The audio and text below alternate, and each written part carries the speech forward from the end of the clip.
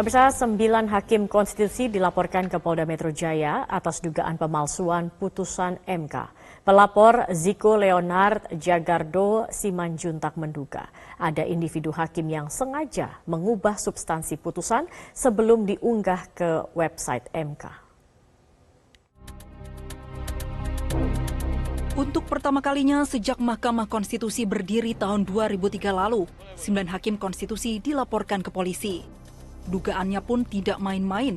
Ke-9 hakim konstitusi tersebut diduga terlibat skandal pemalsuan putusan MK.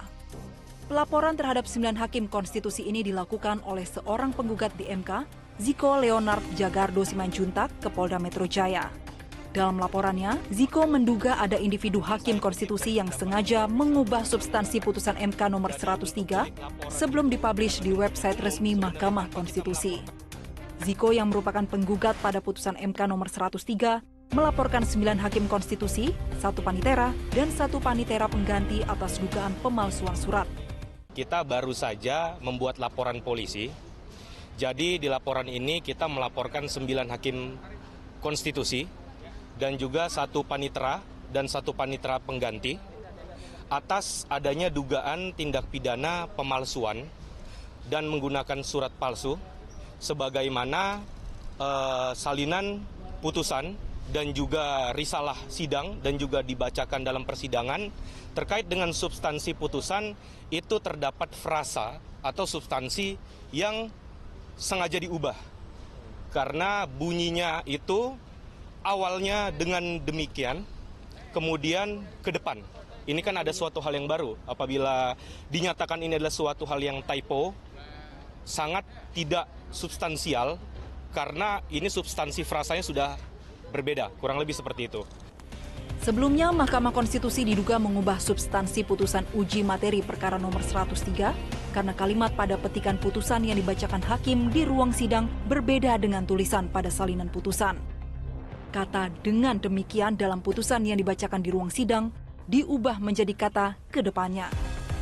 Perubahan kata tersebut dinilai turut mengubah esensi materi putusan dalam gugatan perkara pencopotan Hakim Konstitusi Aswanto yang dilakukan oleh DPR.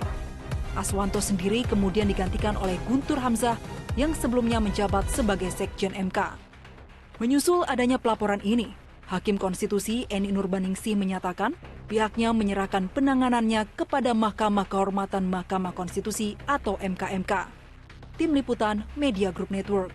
Dan pemirsa, untuk mengetahui lebih jauh latar belakang pelaporan 9 hakim konstitusi ke Polda Metro Jaya, telah bergabung bersama kami Ziko Leonard Simanjuntak, pelapor dari hakim konstitusi.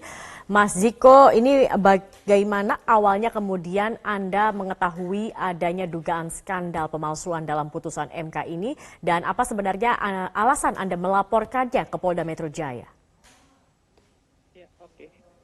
Jadi awalnya itu kan saya mengajukan perkara itu ke Mahkamah Konstitusi terkait penggantian Hakim Konstitusi Aswanto. Nah, pada saat sidang putusan itu saya berhalangan hadir.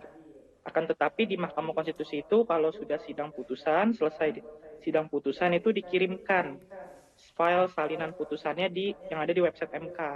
Diberikan kepada saya. Ketika saya baca, kata-katanya di situ ke depan di file salinan itu, sehingga saya pikir oh ya udah berarti MK sendiri mengamini pergantian Aswanto. Tapi kemudian awal Januari kemarin ketika saya sedang senggang dan iseng-iseng menonton kembali sidang putusan, karena sidang putusan itu dan semua sidang MK itu bisa ditonton di YouTube resmi MK, filenya ada dan sampai sekarang pun masih ada. Saya tonton, kata-katanya itu dengan demikian Hakim Konstitusi hanya bisa diganti sesuai dengan ketentuan bla bla bla bla. Artinya MK menyatakan pergantian Aswanto itu bermasalah. Nah, jadi ketika saya menyadari ini, saya kemudian mengecek ulang putusannya dan risalah sidang. Risalah sidang itu jadi kayak notulen sidang tapi ditulis kata per kata. Di putusan dan risalah sidang itu kata-katanya berubah ke depan. Baik. Sementara di video sidang dengan demikian.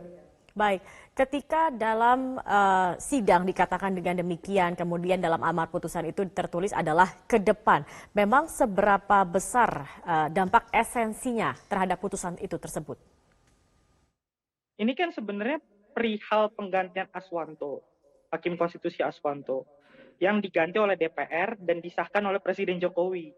Jadi, kalau kata-katanya adalah dengan demikian, Hakim Konstitusi hanya bisa diganti dengan bla bla bla bla, berarti MK menyatakan penggantian Aswanto bertentangan dengan hukum. Artinya apa yang diperbuat oleh DPR dan disahkan oleh Presiden Jokowi itu bertentangan dengan hukum. Kalau kata-katanya dengan demikian. Tapi sekarang diganti, jadi ke depan. Artinya penggantian Aswanto nggak bermasalah. Nah ini jadi implikasi sangat besar banget karena saat ini sudah ada orang lain juga, bukan saya nggak kenal orangnya, itu sedang menggugat penggantian Aswanto ke PT UN. Kalau pakai putusan saya, otomatis penggantian Aswanto itu batal demi hukum. Dan Presiden beserta DPR yang sudah melakukan penggantian Hakim Aswanto itu berarti melanggar hukum karena melakukan penggantian yang bertentangan dengan hukum. Implikasinya sangat kuat sekali. Baik. Nah, Gitu. dalam hal ini Anda mewakili pihak tertentu kah? Enggak, saya mewakili diri sendiri sebagai seorang pengacara yang memang saya seringkali beracara di MK. Jadi memang perkara saya fokus di Mahkamah Konstitusi tentang pengujian undang-undang. Dalam konteks itu kan artinya kita perlu hakim yang independen. Karena yang kita lawan adalah produk buatan DPR dan Presiden kan. Undang-undang itu kan buatan DPR dan Presiden. Kami perlu produk-produk yang kami perlu hakim yang bisa memutus dengan independen dan bersih tanpa terkait dengan kepentingan. Nah sekarang kan kemarin Pak Aswanto diganti alasannya apa? Mematikan undang-undang yang dibuat oleh DPR. Lah itu memang tugasnya dia. Sebagai hakim konstitusi memang tugasnya mematikan undang-undang yang dibuat oleh DPR. Makanya saya bilang apa yang dilakukan oleh DPR mengganti Pak Aswanto itu karena tidak suka, karena mematikan produk-produk yang dibuat DPR yaitu undang-undang. Ya itu buat apa ada MK? Itu sudah menggerus kekuasaan kehakiman, sudah membusukkan MK namanya. Sudah berusaha mengintervensi MK supaya mereka jangan berani sama DPR dan Presiden sebagai pembentuk undang-undang.